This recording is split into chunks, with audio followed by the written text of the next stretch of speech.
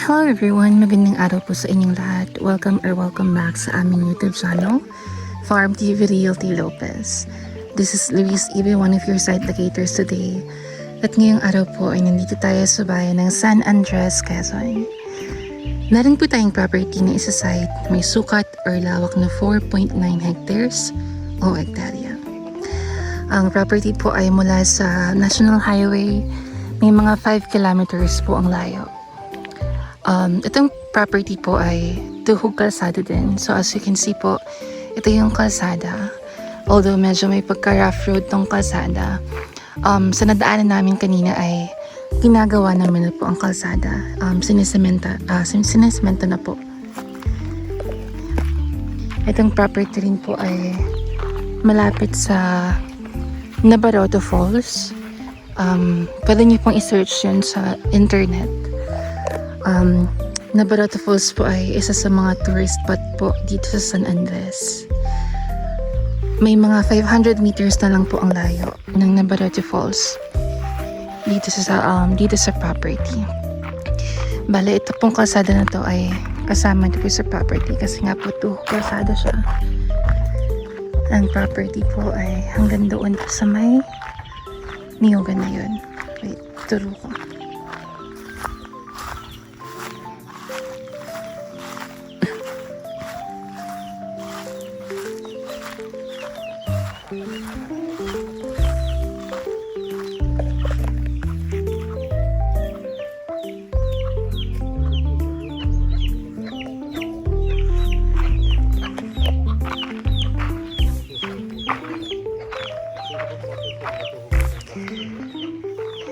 Ay meron pong Gemelina dito banda. Ayun po yung pinaka-boundary ng property. Papunta pa po doon. Paikot po ang property eh. Try natin tignan niya sa kabila part.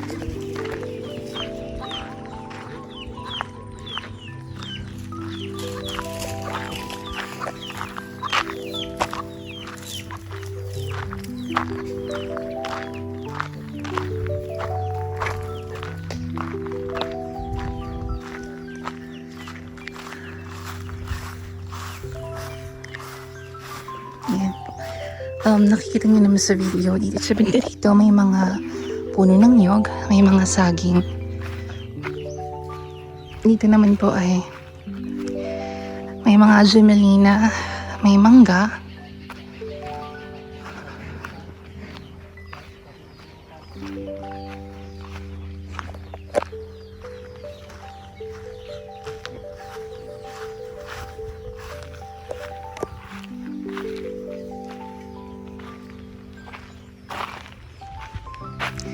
Ito po yung puno ng mangga. Ito rin ay sampalok.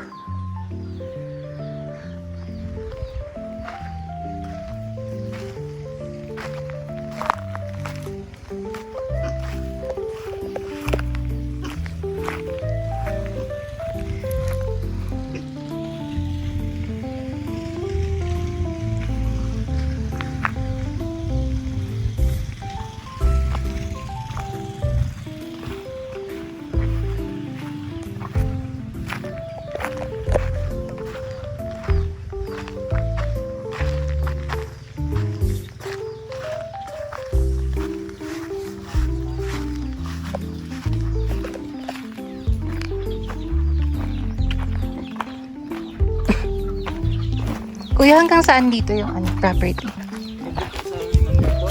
Sa may mangga na yan? Okay.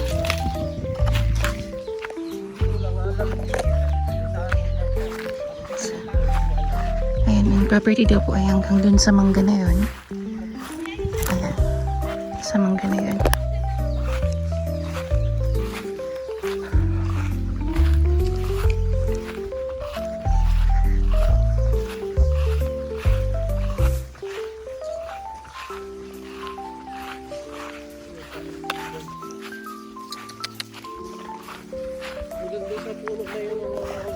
Apo.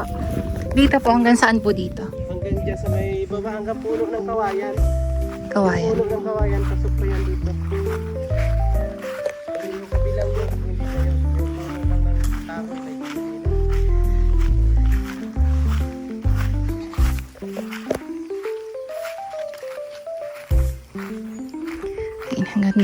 daw sa may puno ng kawayan. Ayan po ang kawayan. So I think mas malaki yung part dun sa kabila.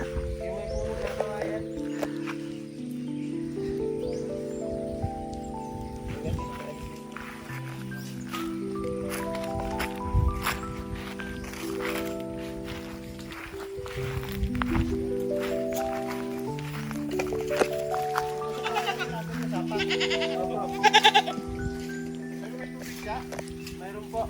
Nakakapihan. Ay, hindi pala itong kawayan na to. Pag ganitong hindi na lang ka.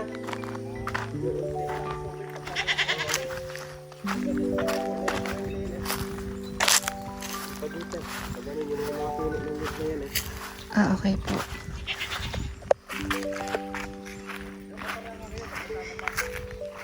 Bale, ayun daw pong mga puno ng niyog na yan. Sunog na yun ay. Ay, yung mga puno ng niyog na yan ay yung pinaka-boundary po ng property. Actually, maganda siya. Tingnan nyo naman, oh. Maganda yung view. Diba? Pero ayun po yung pinaka-boundary ng property. Ay, yung mga puno ng niyog na yan. Paikot. Meron daw sapa doon sa may baba. Although, sabi parang kaunti na ang tubig sa ngayon. Kasi sobrang init.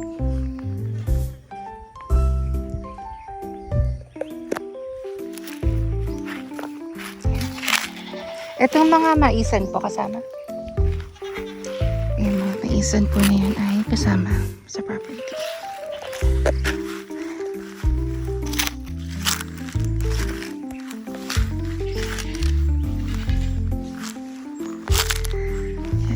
Diba? So, if ever na gusto niyong gawing business, may panimula na kayo dahil ay may mga mais, may mga niyog. Meron ding langka. Ayan po ang langka. Ito rin ay langka. May kamanse, if you're familiar with kamanse.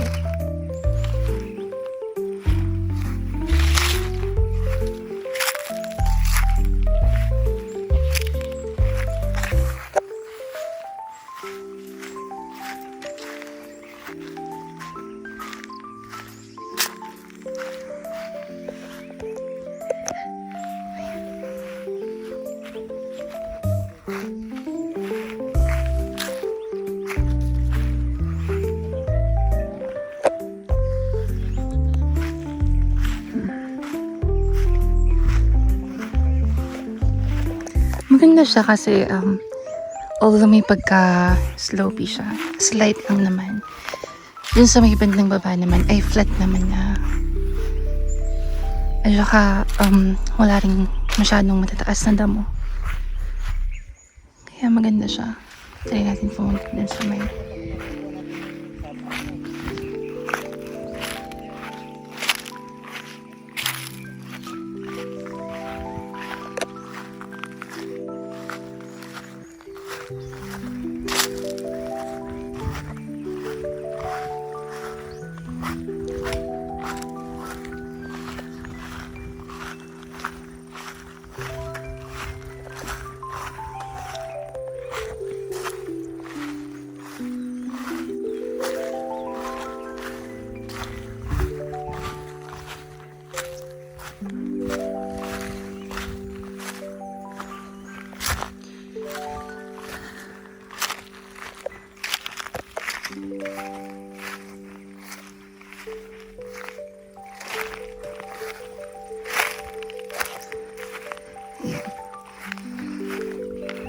ito medyo pa-slope tong part nito. Bali, ang mangga na yan, ang pinaka-boundary. Itong mga puno ng niyog.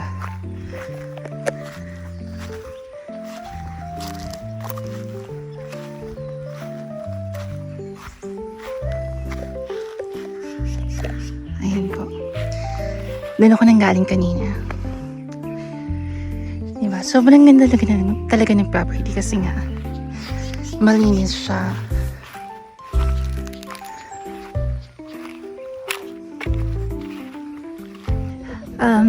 May nakalimutan lang po akong banggitin kanina. Ito pong property ay OCT title po. Ayan. Ayun po, sabi ko po kanina ay mula din sa Mangganuyon, paikot po ito ng property.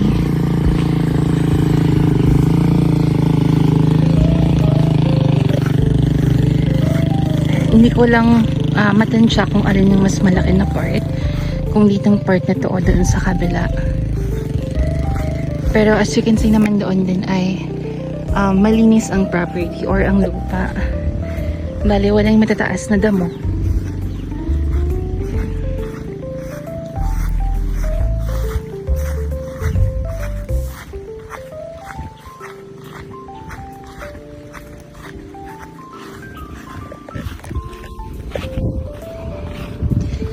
Again po, ito pong kalsada ay ginagawa naman na kasi may nadaanan kaming part kanina na sinisemento na.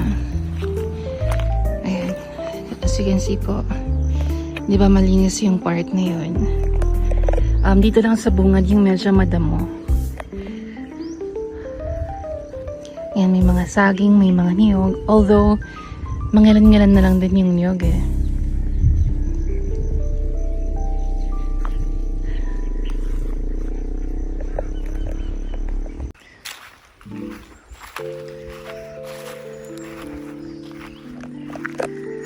Alright, again po, if you have any questions, mga inquiries po, wag po kayong mahiyang tumawag or mag-text sa mga numero na nasa itaas. Again, this is Luis Ibe, one of your site locators today. Thank you so much, and see you on our next vlogs. Bye!